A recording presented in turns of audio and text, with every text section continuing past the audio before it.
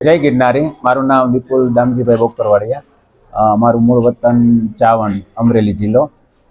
જ્યારે હું 2 વર્ષનો હતો ત્યારે મને બંને પગમાં વિકલાંગતાને કારણે બંને પગમાં પોલિયોને કારણે વિકલાંગતા આવી ગઈ હતી, 80% દિવ્યાંગતા। હવે આજે હું 11મી વાર ગિરનાર ચડવા જઈ રહ્યો છું। 80% દિવ્યાંગતા હોવા છતાં આજે હું આ મા અંબા અને દત્તાત્રેય ભગવાનની કૃપાથી 11મી વાર ગિરનાર ચડવા જઈ રહ્યો છું। ખાસ કરીને લોકોને શું અપીલ કરશો? લોકોમાં જો આપણું મન મક્કમ અને ઈશ્વર ઉપર અડગ શ્રદ્ધા હોય તો આપણે જીવનમાં કંઈ પણ કરી શકીએ છીએ। હવે આજે જ્યારે હું 11મી વાર ગિરનાર ચડવા આવી રહ્યો છું, મારા ઘણા 65 જેવા મિત્રો અને મારા ભાઈઓ અને સગા સંબંધીઓ પણ મારી સાથે છે। એ બધા મને ડગલે ને ડગલે હિંમત પૂરી પાડે છે।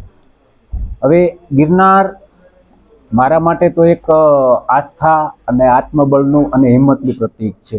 અહીં પગથિયે પગથિયે માના આશીર્વાદ મળે છે અને એક દિવ્ય ઉર્જાનો સ્ત્રોત પ્રગટ થતો હોય એવું પણ અહેસાસ થાય છે। હવે જ્યારે હું 4થી વાર ગિરનાર ચડીને આવ્યો 2018માં, ત્યારે મને ઇન્ડિયા બુક ઓફ વર્લ્ડ રેકોર્ડમાં પણ સ્થાન મળ્યું હતું અને ત્યારબાદ મને ઇન્ડિયા બુક ઓફ રેકોર્ડમાં પણ સ્થાન મળ્યું હતું।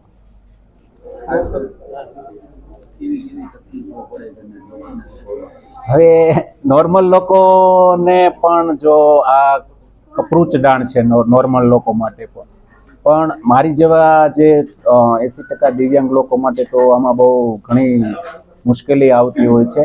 પણ એક મનમાં આત્મબળ અને એક ઈશ્વર પ્રત્યેની શ્રદ્ધા આપણે ટોચ ઉપર પહોંચાડે છે।